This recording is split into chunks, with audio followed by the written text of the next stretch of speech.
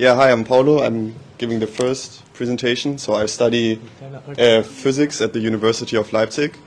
So yeah, you can tell I'm a physicist by the very boring design. It's very practical. So I hope you can excuse that. We don't usually work with PowerPoints that much in my studies. It's usually very chalk and blackboard and handwritten notes. So yeah, I'm from Cologne in the West, and I moved to Leipzig to study in 2017. So I did my bachelor in Leipzig in physics, and I now do my master in mathematical physics. And right now I'm on exchange here in Taipei at NTU for my second exchange. I did my first exchange in my bachelor's in Hong Kong, and right now I'm learning some Chinese and learn about quantum computing, which is a very interesting field that you can learn about at NTU, but not in Leipzig, unfortunately. Maybe that will change. So, yeah, these are just some pictures of Leipzig that I took over the years. These are all very close to where I live, and I wanted to show you these pictures because, to me, Leipzig is a very beautiful city with a lot of nice old buildings. And, yeah, I chose to move to Leipzig for mainly two reasons. First of all, I'm just one of the many students, many young people who moved to Leipzig right now. Leipzig is if not the one, then at least in the top 3 of the fastest growing cities in Germany, mainly because it's very cheap.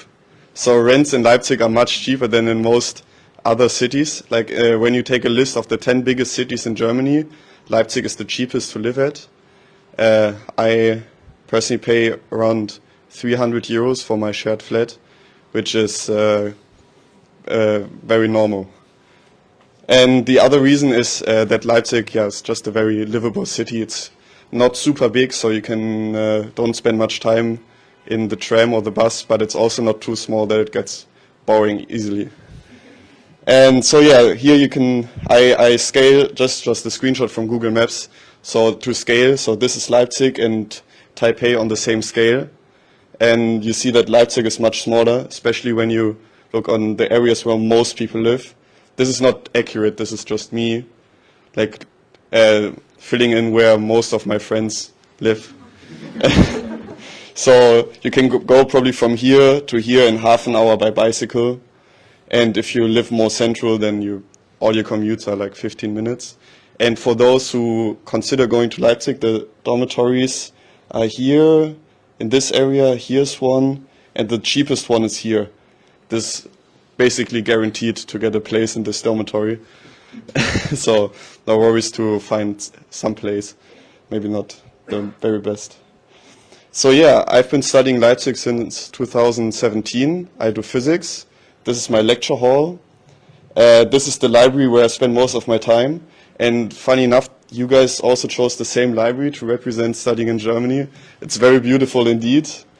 And we got a very new, fancy, nice main building. I really enjoyed my studies. It's a 3 years bachelor program, not 4 years. So I usually try to explain it like this, that we don't really have majors. So when you decide to study physics, you do physics from day one, 100%. So only physics and mathematics and laboratory experiments, no language classes or general education or mandatory sport classes, which they have at NTU. So it's very much, yeah, 100%. It was intense, yeah, but very nice. And, oh yeah, so okay, this is the library again. We really like this library, so we show it all the time. So at the University of Leipzig, there are 30,000 students. And there's another university in Leipzig which has all the engineering subjects covered. And then we also have a music, like a very famous university for music and performing arts, the Mendelssohn Bertholdy University. So this is like probably where most of the Asian international students that I know come from. They come to study music.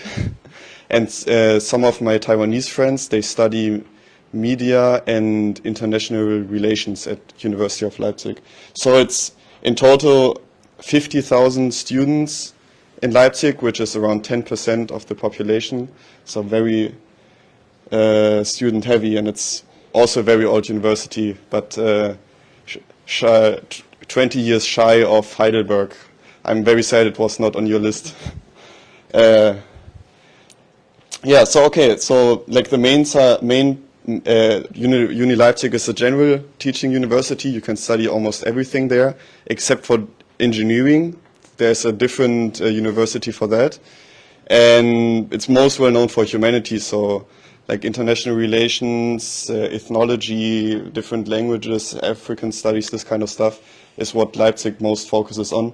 But I also think it's very good for math, physics, and other sciences.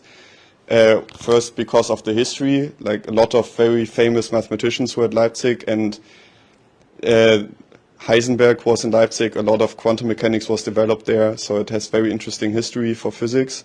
And there are we have 3 Max Planck institutes in Leipzig, one of which just won the Nobel Prize for medicine. So especially when you're considering a PhD, this is probably a good choice to look into the institutes in Leipzig. So some differences between Taipei and Leipzig. So we don't have family mart.